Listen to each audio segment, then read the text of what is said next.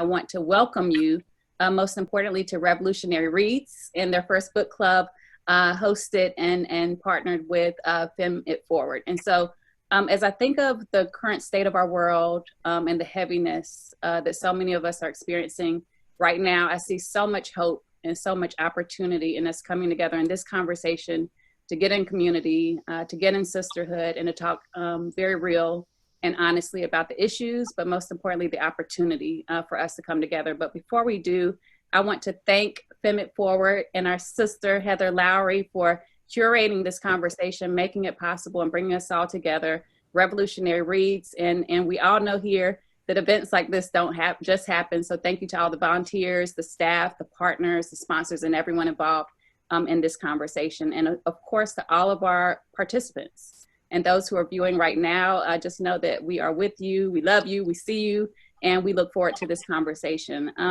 And so without further ado, I'd like to first introduce myself. My name is Felicia Butterfield Jones. I serve as the Chief Diversity and Inclusion Officer for the Recording Academy, home of the Grammys, but have spent the last 20 years in the fight for justice. And so it is such an honor to be your moderator in this important discussion today. And I am joined by women in the movement that have inspired my entire career in life.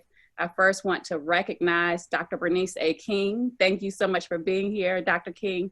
We look forward to this conversation and learning and growing with you. Megan Thee Stallion, hello. Hey. Thank you for being here with us. My sister, Yara Shahidi, thank you for joining us. Rapsody and Kimberly Latrice Jones. Please give them a virtual round of applause. What's up, y'all? Hey. So we're gonna just have some girl talk, if y'all don't mind, and a talk with the ladies. This is a safe space for us to have honest conversation. I think we don't do it enough, where we just have transparent conversations and get real about, you know, what we're feeling and experiencing right now. And if you've read the book, which I know we all have, Where Do We Go From Here? Chaos to Community by Dr. Martin Luther King Jr. I think of the first chapter, and in it, he describes where we were as a Black community in 1967 and how white America at the time was grappling with their readiness for the extremism to stop, but yet not ready for full, right, equity and equality for our people. And so I would love to start with where we are today in 2020, Dr. King, if you don't mind shedding light on where you believe we are as a community, how far we've come, and this pivotal moment that we're all experiencing. Well, let me just say first that a lot of where we were then is where we are now. The whole issue of equity and equality has been a challenge for this country. As Daddy, remarked, some of the gains of the past were easily accomplished without any cost to the majority race.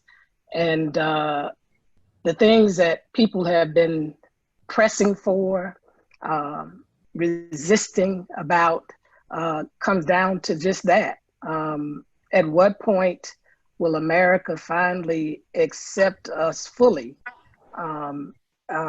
as equal in this country, sharing in the power? I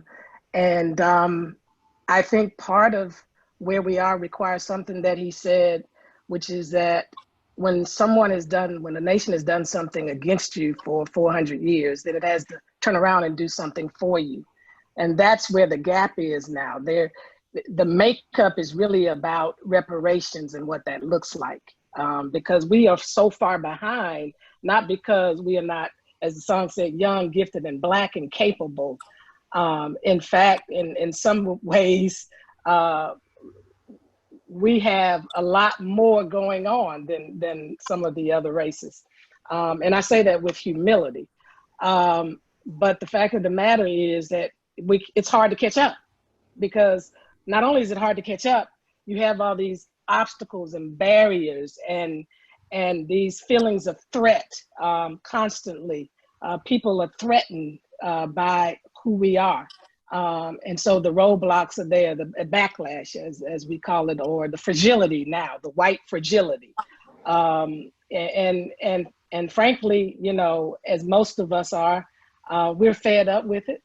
But there's a delicate balance, because change, when you're talking about change, it's not easy. We can put laws in place, but as you know, he talked about in that first chapter, there's always a gap in the passing of the law and the implementation of the law. And so we have to have the ability to help our white brothers and sisters get through this. And when I say get through this, they have to adjust to the fact that there's some things they're going to have to give up in this process. They're going to have to get real uncomfortable, and it's okay, because we have had to suffer. They have to now sacrifice. They have to now experience the suffering. And I don't mean necessarily, killing them or damaging them, but I'm saying they have to be willing to allow us to step up. And I don't want to say loud, because we're demanding that, no allowance. But we're demanding that they recognize who we are. And if not, we're going to be it anyway. I grew up in the rural South in North Carolina, a little town called Wilson. And I remember hearing the stories of my parents, and it just rings so true today when I think of, where we are, Dr. King, as you just mentioned, like fighting for equity, fighting for what we know is right. And I wonder, from our panelists here, what do you think caused the outcry today? When I talked to my dad the other day, he said, I've been around for 72 years in the deep South, but I've never experienced anything like this, right? Where you're seeing so many people for the first time speak out, take a stand, and want to do more. So I'm wondering who may have some perspective around, what do you think was different this time around, that we're seeing corporations for the first time pledge hundreds of millions of dollars and take such a verbal and vocal stand, and even going beyond performative action? I would say partly to do with the age of information and social media. One, we know that it's been going on for a long time, and a lot of our white brothers and sisters haven't been as educated, or they don't get to see it in the way where I like how I talked about in the book, they're okay with us not being beaten, but the systematic side, let's talk about prison to pipeline, education, healthcare, that Black women die the most, and they don't always see that from a different lens. And now that we have, social media with videos, you can see what happens to a George Floyd, you can see what happens to a Ahmaud Arbery, and it's just like, we've been saying this, when you don't believe us, now you see it for yourself. I think that helps. And as well as, we get to learn and teach more. Social media, I've been posting, and I've heard so many of my people say, that follow me, I'm learning so much. I've learned so much in 2020 than I've learned in my whole life about race relations. And I think that's part of it. It's a new awakening, and people are seeing things through a new lens. But that's just one factor I would say that, contributes. Yeah, I think it's not a surprise either that this is coming off the back of a pandemic, that people have had to slow down, and they've been in a space where they've had to pay attention to what's going on. And when you look at a case like George Floyd, I know we've seen many atrocities like that, and in some way it's become almost normalized by seeing it so frequently. But when you think about that 8 minutes and 46 seconds, that is so brutal to watch. It is so difficult to see that. And I'm concerned about anybody who could watch that and it doesn't spark something in their humanity. In terms of the corporate response, well, they had no choice but to make corporate responses. For me personally, I am not yet enthused by that. I'm going to need to see some actionable items from these companies to showcase that what they're doing is not just giving lip service to the issue. But I think that the reason why they had to make comment and they had to come out is because it's been a global response to this. This is not just boots on the ground here in the US. There's been a global response to this. And again, not surprised that this is coming on the back of a pandemic where the world had to sit still for a moment. And this is the part that we've been telling people for a very long time. There's a huge difference between being an ally and being an accomplice. People have been being allies for a while. They've been posting, they've been making commentary about what happens. But it's very different to be an accomplice, which is what we need in this time. It's very different to sacrifice something, or as Dr. King said, to be able to give up some things and have some suffrage attached to your decision making. And so we're seeing more of accomplice level behavior coming from our allies at this moment. And so that was going to ring a bell at corporations to let you know that with this level of allyship, it's not just us coming for you. The demands are not just going to be coming from our community. The demands are going to be coming from all over the world. But again, I'll be more enthused when I see the actionable items besides the open gestures right now, because I'm concerned some of them may dissipate. Absolutely. Yara and Megan, I think of over the last 2 weeks, I've received so many phone calls and emails. I know we all have texts from friends saying, how can I help? What can I do? And I'm speaking of our white brothers and sisters. How do you respond, and how do we respond in this moment when we've been experiencing this for 400 years, right? We've been carrying this, living in this. This has been our reality. And for those who may be, experiencing this awakening now, what do you feel is our responsibility in that moment, and how should we respond? Right. Well, I think when I get that text, there are two things that I think about. One, I'm grateful for the people that are asking the question, because it is reframing how the conversation used to go, in which people would take action and not pay attention to those who are being traumatized, thinking that you are working on our behalf when you haven't been in conversation with us. Yet and still, it does speak to something that I can't detach from. It just being disheartening, because my familiarity with white culture runs deep. My familiarity with how their systems function has been mandatory. And so I think the question of how can I help speaks to the overt disparity and the fact that you haven't had to interface with us and our struggles, so that you're just now asking the question. How is that not a question the first time you had to open a history book?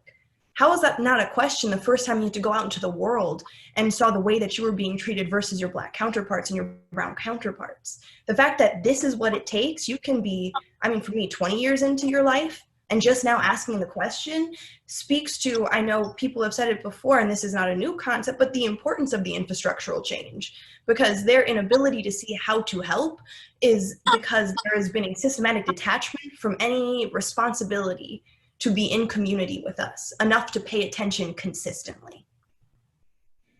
So in the book, like in the first chapter, it talks about like being black people being 50% of a person, and like how we're separated like due to like the housing situations. Like we're living in two different societies. So over there where they living at peaches and cream, everybody happy, they really not seeing what's going on like in the world that we live in. So when my friends text me and it's like, oh my God, Megan, what can I do? I'm like, well, really you need to do what come from your heart. Like I know you probably have never seen it before, but like as a human being, like what do you feel that you need to do to step up for other human beings? So it's not that I'm offended by them asking me what do I need to do, but I'm glad that they're finally able to see what we've been going through, what we've been seeing. I know what side of town I'm from in my city, and I've seen some crazy things. So I'm just happy that now it's not being hidden from one side of society.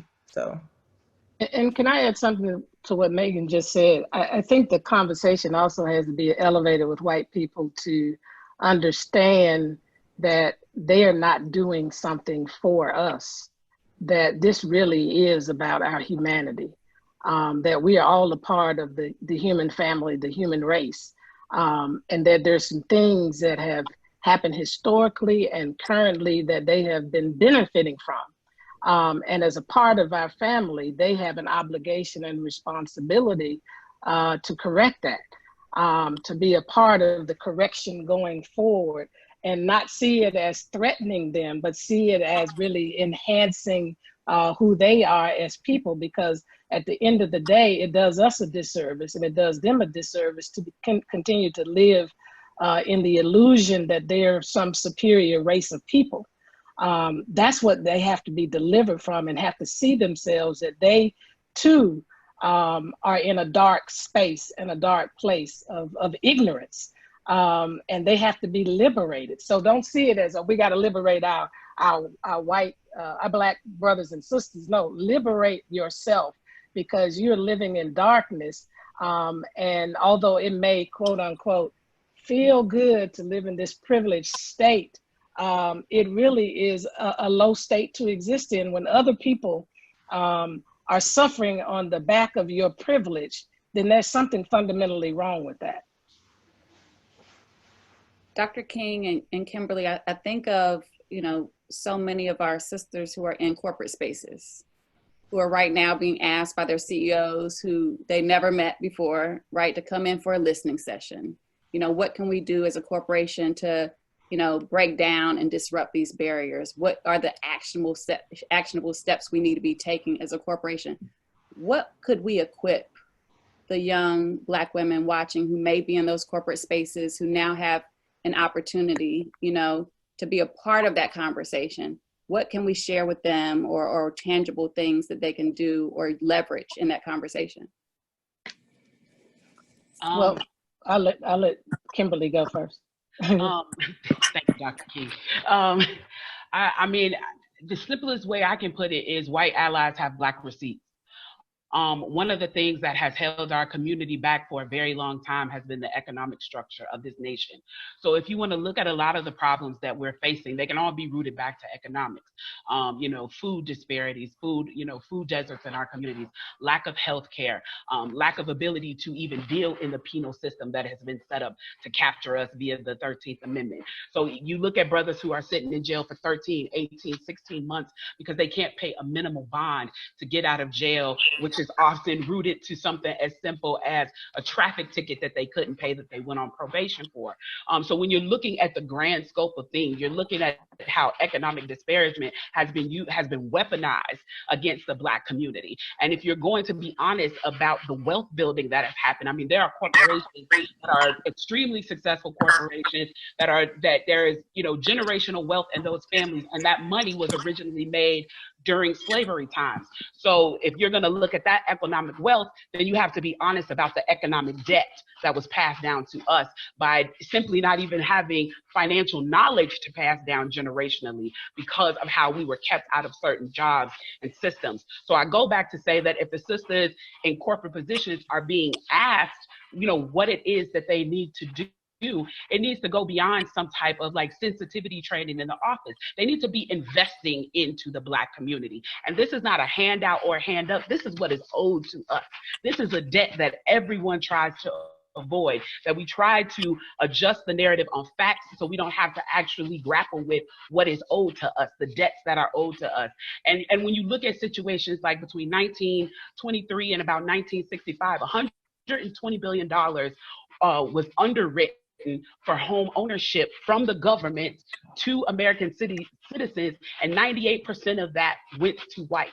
When you look at the fact that they spend $23 billion more annually on education in white schools than they do in non-white schools, you're continuing to look at where the government is subsidizing the American working class citizen that they want to have what they need to be a functioning member of society. And as Dr. King talked about in the book, like we don't even have like a minimum income that would allow us to live, and it actually helps the economy, right? For everybody to be on the same page economically. So if these corporations want to be in the business of assisting Black growth and Black development, the first thing they're going to need to do, simple as plain, is run that check. Because again, white allies got Black receipts. Well said. Well said. I think in addition to that, I think there does have to be parallel tracks though, because the problem with just giving the money over is the culture still remains. And so I think it has to be a both and. Something has to happen in the culture of corporate America so we don't end up back in this place 25 years from now. So while the check is coming, how do we let some of those anti-racism trainings take place? You know, how do we make sure there's an equity audit and the corporation begins to look different on the inside for Black people? Because what I say is diversity and inclusion has not worked for Black people. So I know you're in the diversity inclusion space. I agree. But the reality, it has not worked for us. So we really need to challenge corporations and everybody to get behind reinstating a form of affirmative action. And I know California just did something on that, because the only way we're going to change the way corporate America looks from the boardroom, you know, to the C-suites, to supplier diversity, is there's going to have to be some intentional things being done. So while we're changing the faces, paying the money, we also have to get in there and change the culture. And because if people don't understand what's going on, that's where the backlash comes from. And so we do have to do both and, I believe. And I want to say, our people cannot be afraid at this time, because the opportunity is there, of risking the loss of your job. We just can't be, because it's time to put serious pressure on these corporations.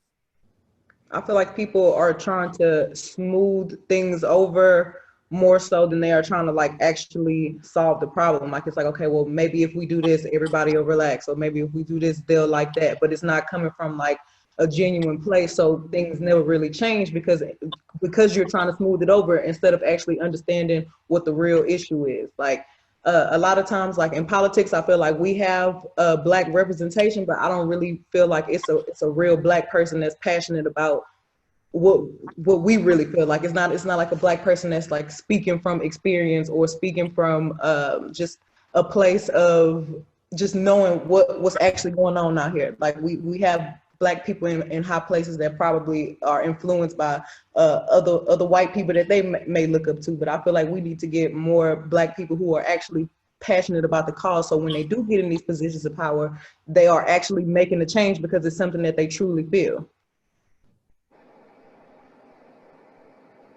And the third chapter, which I think is timely to everything that Megan just said, it talks about racism and the white backlash. And there was a quote that kind of took my breath away when it said, "Do you think we've been too impatient about social change?" And so I wonder, as an artist community, as folks who have platforms, and, you know, people at our fingertips that we can reach, you know, have we done enough, you know, in your opinion, to galvanize, to mobilize, and to apply pressure, right, to drive the change that we want? I always think we can do more. And I feel like a large portion of us, we've been pacified a little too long. You know, you hear it all the time, you know, oh, you got athletes that making millions of dollars, or you got rappers doing this. But, you know, one thing is we've become separated, and we haven't been as unified as we can be. The ownership, you know, just looking at what Jay is doing and Diddy is doing, it's important that we own our own things, because now we have control of our own narrative. Because especially as artists and entertainers, we've given away our culture and our narrative to other people who don't know and are not going to tell our truthful narrative. So those are things that, you know, specifically off top, that I think of, that I think we can do a lot more of. And, you know, I see the tides turning. I see, you know, especially in this moment, us artists and entertainers and influencers taking advantage of that, and us having conversations behind the scene.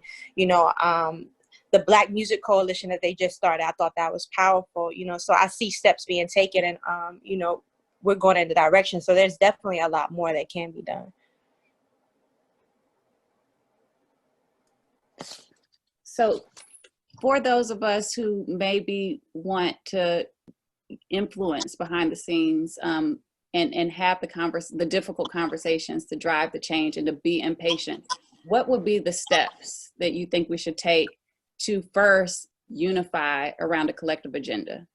And I think, you know, so often, for example, you know, if you were, I'm sure if you saw over the last couple of weeks, we saw so much conversation around what we need, the change we want to drive, and even with our elected officials, right? Saying, hey, we're going to apply pressure, right? And elect the candidate that we know we can influence for the things that we need as a community. So how do we begin the process, Dr. King and everyone, to align on an agenda? Or what is there an agenda that we should be aligned to? Well, one of the things that I've seen over and over again is that there, you know, I go back to the book of Nehemiah in the Bible. It says that the work is extensive and we're widely separated on the wall. But when you hear the sound of the trumpet, come to this place, this centralized location, and our God will fight for us. I think what has happened is that we are separated in our approaches to creating this more just and equitable society. And we haven't figured out how, and I'm trying not to skip to another chapter, but I have to say this because it's the one thing that I've just been crying about for the last several years. We have to figure out how to coordinate our ask or our demands. Because if I'm in a position of influence to make a difference, and I have all these different demands or asks coming at me, I don't know where to begin. I don't know where to start. I don't even know whose ask or demand I should respond to. So it is necessary for us, even though we have all of our different, organizations and entities, we got to figure out how to coordinate the agenda so that there is an agenda that can be presented and that we can begin to see some substantial progress. Otherwise, we'll just keep making these incremental steps. So some of it, if I just can be frank, you said a safe space. Some of it is we got to deal with our egos. The old phrase, too many chiefs, not enough Indians. And I know there's been this whole discussion around this leaderless, movement and even statements that this ain't our granddaddy's or daddy's movement. But there's some lessons that we need to extract from the generation that really led the way and opened the door for everything that's happening now. And there were many leaders, and I want to state that for the record tonight. My father may have been the spokesperson, but there were many leaders in that movement. It's almost an insult to just identify him as the leader when there was other people who worked with him, fast forward, who've made some significant contributions. But they were able to effectively come together under an umbrella, like for my father, at least under the SCLC. That organization really was founded by 100 pastors. And they collectively worked together in the South. Imagine if we took all of our organizations and we just organized around our strengths and we coordinated and collaborated and created this one single agenda and we prioritized, because the reality is we can't conquer everything. Even in this generation, as much as we want to, we're not going to be able to conquer everything. And so, that's what I think, really needs to happen if we're going to get there. And I'll just leave it there. I'll let somebody else talk. Well, Dr. King, I just want to say, if anyone else, Yara, were you going to jump in? Oh, I was just, I think, to reiterate exactly what Dr. King said, I think of the chapter in which they're talking about the march with Stokely and the idea that with Stokely Carmichael and that moment in which there is a disagreement, but there is such a level of respect there, of mutual respect. I think, especially in this time, we understand that everyone has a different approach, and many times that leads to different priorities. But I think what I took from that chapter was that level of willingness to be in dialogue and conversation in spite of different approaches. And I think, just to reiterate what Dr. King said, there needs to be a coming together, and there needs to be a prioritization of what we are going for. And I love the creation of coalitions. And even last week, I was a part of a conference called Amplify, in which it was initially meant for 150 Brown and Black creators. But to think about how privileged that one space is, in that after a whole weekend of incredible conversation, it's only hit 150 of us. It's important to continue to expand those rooms. And as much as I was impacted by those rooms, I knew how much of a huge effect we could have if it became more open, if it wasn't just being okay, being the face of or voice of, but embracing the fact that there are so many leaders that have to come together, that have so many things to say. In chapter 5, Dr. King begins to discuss where we're headed and where we're going. And I wonder, what are the steps we can take towards that unified and collective agenda, Dr. King and everyone? I have had many conversations with friends in the movement over the last couple of weeks, as I know we all have, around, what is the kitchen table conversation that we need to have? Who is the person that brings it together? What is the organization that brings us all together? Or is it us, right? Like, where do we begin as a next step? And I think of, everything that Kimberly just said around, those dollars have been unlocked and committed But now I think that, that collective group should be directing where those funds can go to make sure that they're hitting the ground on the front lines and getting into the hands of our people. And so I wonder, if you have any ideas on what is the next step or two that we should take now to kind of get in front of, where those funds are directed, and most importantly, how they're put to good use.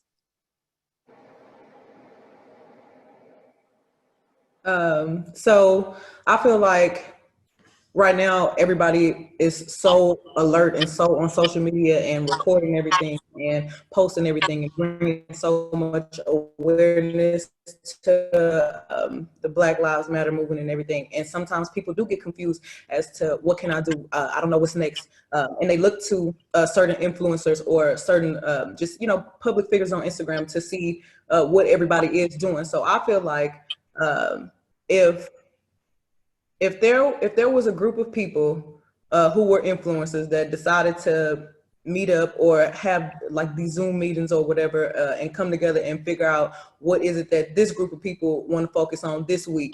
And I feel like we could really start getting things done. Like if we focus on a certain agenda, we could really push it. And then maybe there'll be other groups that do the same thing. Like I feel like there could be so many different leaders in a group that are putting plans together and implementing them and actually moving forward with them and, putting other people onto the idea. So it's not just one big group of people trying to move to one thing, because we can't save the world in one day. But like, I feel like if enough of us were coming together, putting together good ideas, showing our followers, look, this is what we're focusing on this week. And then this is what this group is focusing on this week. So it just gives people like a path of like where they want to go.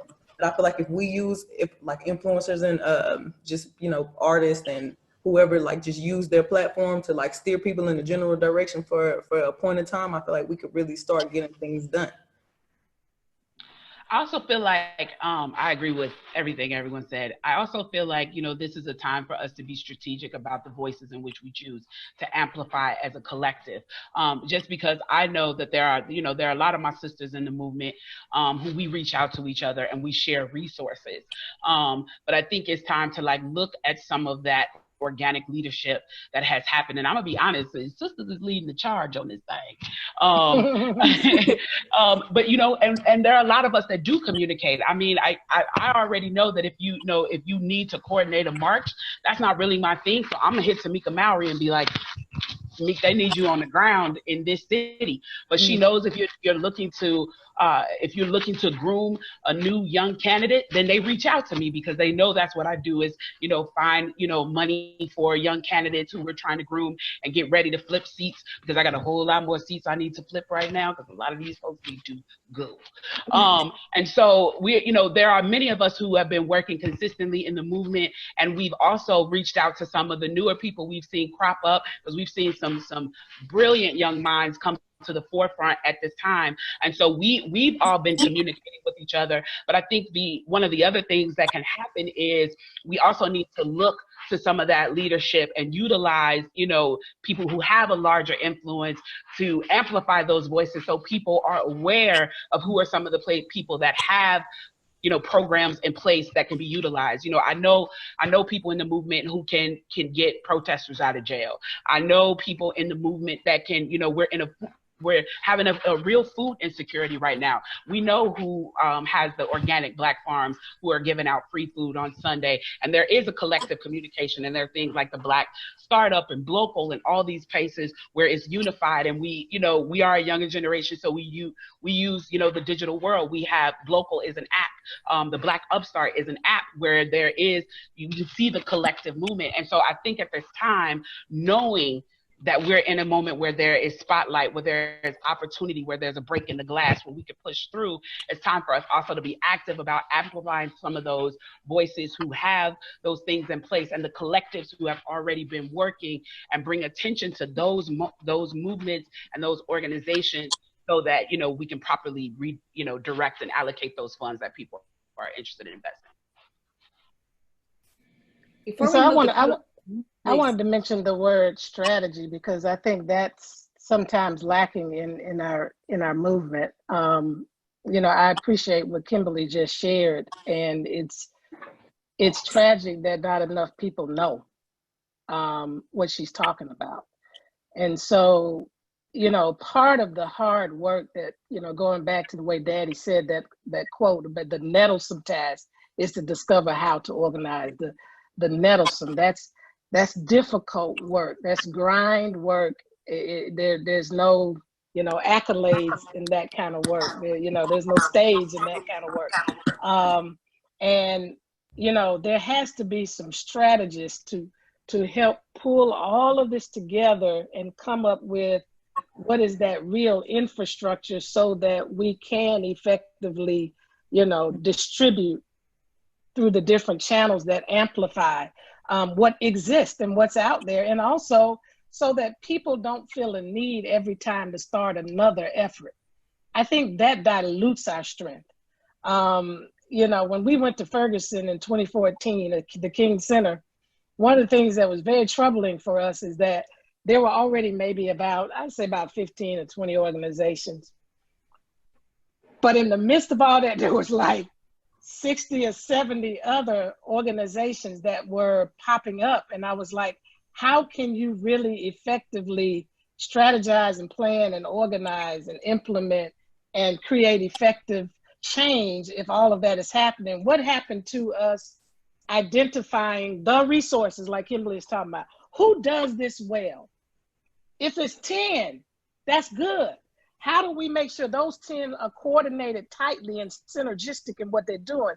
And who does this well? And if it's 100 over there, how do we synergize strategically and make sure that they're functioning at their optimal? Because the strength is gonna come when we can really syncopate and coordinate and move together as opposed to just organically. I feel like there's a lot of organic movement, but now we have to harness all that into some strong infrastructure that gives us the leverage that we need, as I said, to see these massive changes that have to take place. Because this is such a prime moment and opportunity for us. And Lord, I hope we don't miss it. Because they're just like, there's so many people like right here. And we can fumble this moment. We can fumble the ball in this moment if there's just, everybody's just kind of all over the place. And I'm saying to my brothers and sisters, there's probably somebody already doing it. Why don't we attach to them and use our gifts and talents right there? And don't worry about if your name's in a light, because at the end of the day, we can figure that part out. We can figure out how everybody can get the credit, because it's going to take all hands on deck now. But we got to do what they've done in the white community and in the other communities and in the for-profit world. You know, in the airline industry, some people had to merge. You know, that's how Delta became as large as it is, the leading airline in the world, because there was a merger, acquisition and merger. We've got to look at how do we merge some of these efforts that we're doing, because we're duplicating in a way that we shouldn't have to duplicate. And I'm only saying that because during this last 2 or 3 weeks in Atlanta, as I've interfaced it with some of protesters, demonstrators, all kind of words that we're applying to it, it was like, okay, there were 12 other, 14 other, 20 other marches taking place, and everybody had their own set of issues and demands, and that's good because we all got to get it out. We all have to contribute to it. But how do we now pull all of that together and focus it? Because if we don't focus right now, we're going to miss this moment. I'm concerned. Yes. Before we go to Q&A, I just want to hold up the mirror to everything that we just said. And I think some of our takeaways were one around strategy. We heard that many times. Unity and alignment, moving from a distributed movement to a coordinated movement with infrastructure, and then merger and acquisition. And so let's move to Q&A, but I wanted to just put a pin in where we landed so that at the end of this conversation, we can think through some next steps. So we are gonna kick it to Julie Alma Taveras first, if you're with us.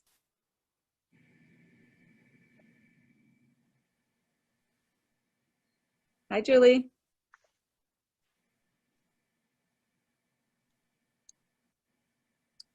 Hello. Hello.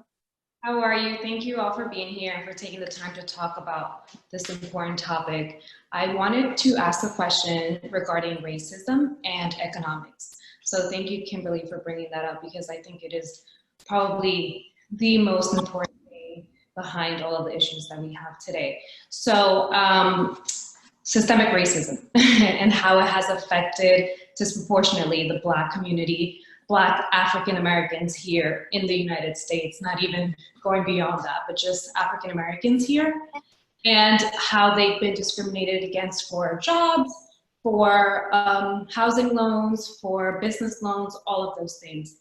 I wanted to ask all of you, how can you reimagine that system? How can something be done so that this doesn't continue to happen, and so that African Americans and people of color continue to be left out of these conversations that really allow them to build generational wealth? I feel like we've been here for so long, yet there isn't really a lot of change happening. And then the second part to that is, while we wait for something major to happen, how do we empower people to do their part and to push forward in order to continue to arise with, in terms of economic?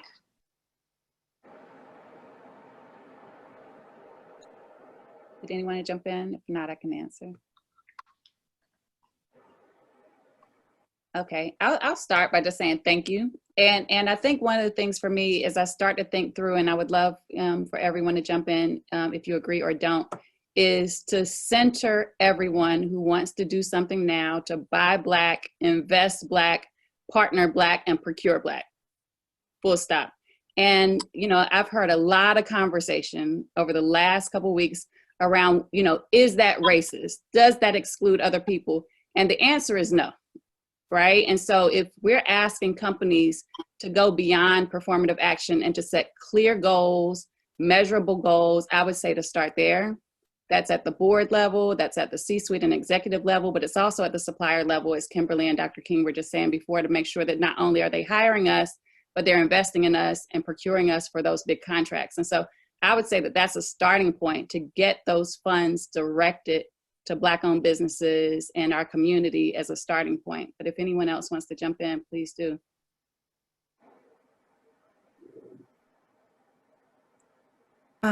When I look at a lot of my corporate partnerships that I have, I think we've been talking about performative action. We've been talking about how we make sure that these companies are held accountable. And the thing that I find fascinating is that climate change is a really important topic, but people also feel a lot more comfortable putting dates, numbers, and commitments behind climate change. I feel like most major brands say, well, this is what we've done to perpetuate climate change. This is what we've committed to do. By 2030, you're going to see this in our company. By 2045, this is what's going to happen. And for some reason, that isn't translating to the conversation on race and the conversation on their commitments to being anti-racist, to their commitments to being accomplices. And I think we can ask of them, I think just building off of what everyone's already said, we can ask of them, okay, we're talking about redirecting funds. I encourage you to put a number on it now. You know, account for inflation too. Why don't you do that work? And I encourage you to be okay saying, these are the amount of leadership positions. This is what we commit to by this year, this year, this year. I think many people feel as though if we come out with a blanket statement, then people will just be like, okay, they're invested. But I feel like it is worth our time to continue to ask those questions and demand of them those actual deadlines and markers, which are really important, particularly as it pertains to their economic commitments.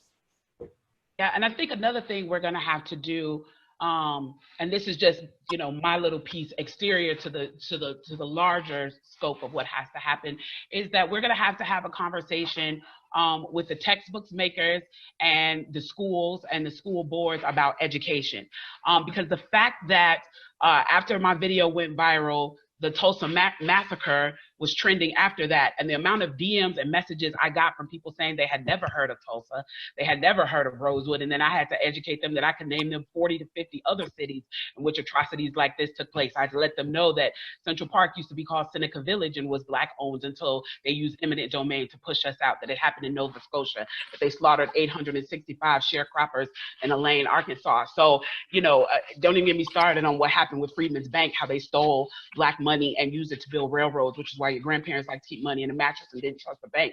So I think one of the things that we're going to have to do is really look at how people are being educated in this country about what has happened in this country, because there's a reason why they're missing all of this Black history that is not just Black history, it's American history that needs to be in textbooks, because if you don't have a full scope and reference on how this economic disparagement took place, if you don't understand why we've been around the Monopoly board 400 times and not gotten to play, and we had to play on behalf of everybody else, and everybody got to go past go, collect $200, build hotels while we had to sit and play and release that money to everybody else, then you don't really have a thorough understanding on why this is not a handout, but this is something that you owe us, that some form of restitution has to be in place because of the atrocities that have happened. Because when you look at what people don't think about and educate people on is when you look at a lot of the lynchings that took place during Jim Crow,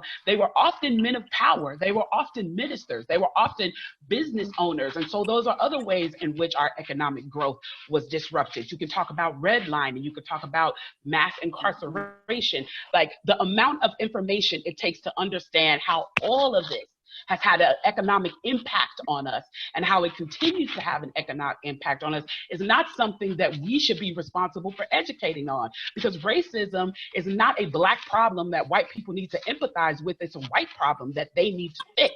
And part of how they need to fix it is to educate themselves, because they got the same Google I got on what happened in this world. And how that has had the effect, so that, because if you deal in the fact and you take the fiction out of why we're asking, then it's a whole lot easier to get people to understand why not being on board with this looks crazy. Exactly. Thank you, Kimberly. And thank you, Julie. And when I think of the difference in equity and equality, right? Equality is doing the same thing for everyone, right? Exactly. Like, let's just have a blanket solution, catch all for everyone, and let everyone, get the same thing. But equity, to Dr. King's point, is recognizing that there are barriers, that there are systems in place to marginalize, right? And so equity is making sure that we're leveling the playing field and taking those additional measures to make it level, so that now we have an opportunity to build from the same foundation. And so I just wanted and then I would add what Kimberly said. Everything she said, I call it the miseducation of the white race. They got to be re-educated. They have to be educated because they are, unfortunately, they are very ignorant. Daddy said there's nothing more dangerous in all the world than sincere ignorance and conscientious stupidity. And we're at a dangerous place now. And so, it's out there, and they got to do the work. We're tired of doing all the work. Okay, so we are going to go to our last question of Noelle Charles, if she's with us, who has an amazing question that I would love for us all to answer to take us home. Hi, Noelle. Everybody. Thank you all so much for doing this and speaking on this topic and everything. I know this is definitely going to be a long haul fight, and but however, this takes a toll on us, and it can take a toll mentally, physically. It just feels also draining sometimes, constantly watching it, and it continues to happen. And so I wanted to ask, what keeps you all going, and how are you currently practicing self-care?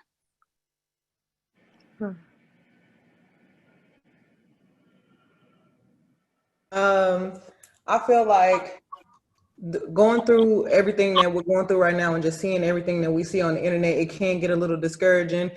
It's unbelievable. Like, I'm 25. I never would have thought in 2020 I would see things like this going on. Like, I never had to.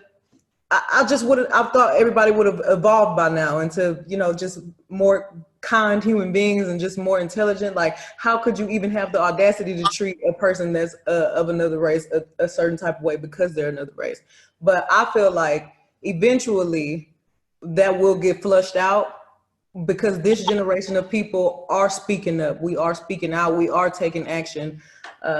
You see us speaking about it and how passionate we are. So the children that we raise, will not have the same mindset. Like, hopefully the things that we learn in church change, like things that we learn in school. Like, if everybody gets on the same page and gets educated, then I feel like there is hope for the people that come after us. So just me having faith in humans, I feel like, just things will get better. For me, one thing that's keeping me inspired in what I want to do, I think it's just thinking about everybody that came before me, and I wouldn't have the opportunities that I have without the people that made those sacrifices.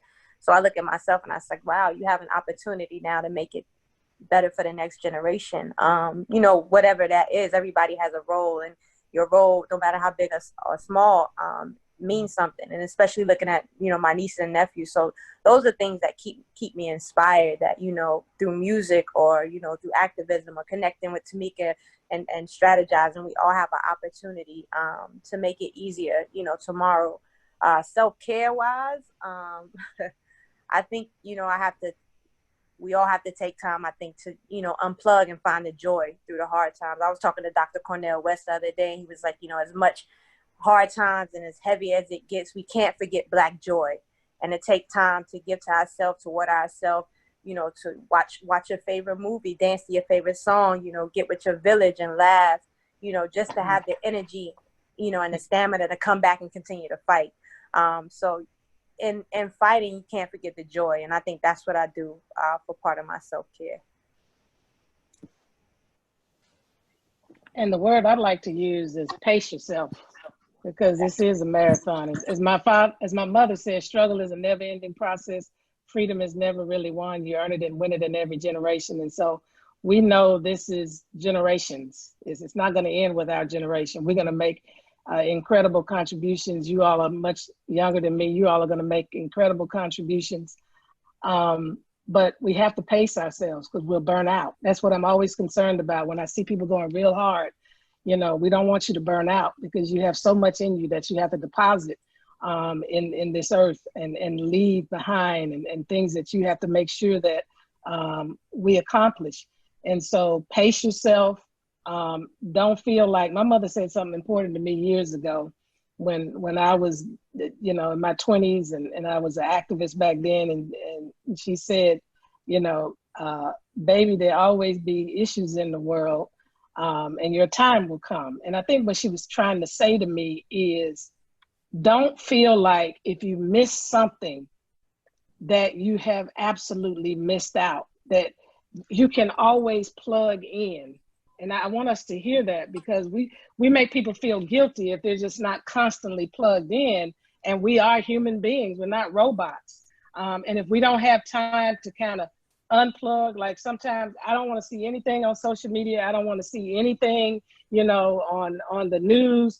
I can't take it anymore. If you take too much of this in, it does you a disservice. And so you have to make sure that you're pacing yourself in this, and knowing that there are others out there, because when I'm weak, you're strong, and vice versa. And we have to pull on each other that way. And then finally, of course, being a Christian, I pray, I meditate, and the part that Rapsody just talked about in terms of finding a way to laugh through this process, because there's a lot to cry about. There's a lot to be mad and pissed off about, and to lose your mind about. But being able to find those moments where you can just laugh, one of those belly laughs, is so essential, because I'm telling you, I'm 57, and I was born into it.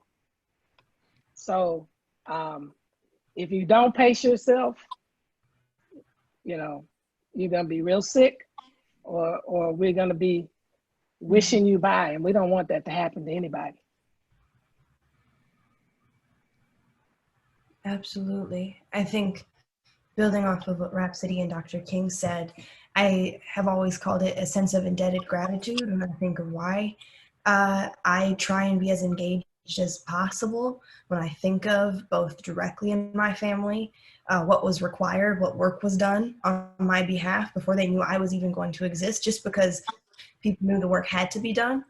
But at the same time, I'm learning pace every single day.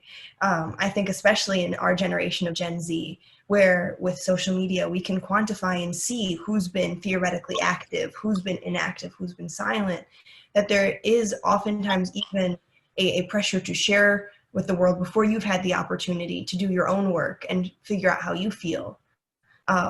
Because of that public appearance. And so I'm trying to figure out, how do I give myself that grace, as well as how do I give my other, especially Black and brown family, that grace of that space that we need to just process. And of course, I have to agree with Laughter. I am the oldest of 3, and my 2 brothers are literally my joy, and I love just being with them. The amount of times in which we've spent hours just listening to our favorite music or being in community in those ways, I really feel like have been really motivating. Yeah, well, first I have a brilliant 14-year-old son who brings me all types of joy, and I make sure to prioritize him.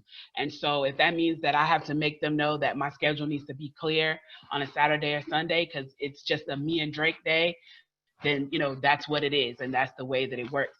The other thing I do for my own sanity, which I had to bump my head for a long time, and I learned it the hard way, is I stay in my lane. I know what it is that I'm passionate about. I know what it is that I do, and I don't feel obligated to do what someone else does. Like I said, I focus my energy on young candidates, and that's what I do. And I know that if you're having an issue with prison reform, I have somebody I can refer you to, but I don't feel the obligation to jump on board with that. I know if you need to put together a march, I have passion for that, and I have friends who do that, and I will give you a reference. But I'm a big girl. I'm not going to walk 12 miles, which is just that day. So I know what it is that I do and what I'm responsible for, and where God has placed me in the movement, and I don't try to get in his way, and hopefully I stay out of my own way and do what I do. And like Dr. King said, there are some people who do some things amazingly, and you don't need me doing it halfway so that my ego can say I'm involved in everything. I'll turn you over to the sister or the brother who does that. Yes, thank you, Kim. Thank you, everyone, and thank you, Noel, for that question. And I think as we close out, I know that we're over time. I'll say that what I do, what brings me joy and what brings me peace. And in such a heavy time right now, I've had those nights where I've cried it out. I've had those nights, to Dr. King's point, where I've had the belly laughs. But whenever I'm in community with my sisters, that is where I find the most peace. And so thank you to each of you for creating this space. I want to thank Fem It Forward for creating this space, because I know I needed it, and I'm sure we all needed it. And to the 292 of us who are here, know that we will get through this, and we're going to do it together. And so Fem It Forward will be in touch soon with collective steps that we can take together. They've committed to staying in communication with all of us and taking all of the information that we shared today and putting it in an agenda and sending it out. So thank you so much, everyone, for spending the time today, and for your honesty and for your love and vulnerability. Thank you for joining. Thank you. Thank you.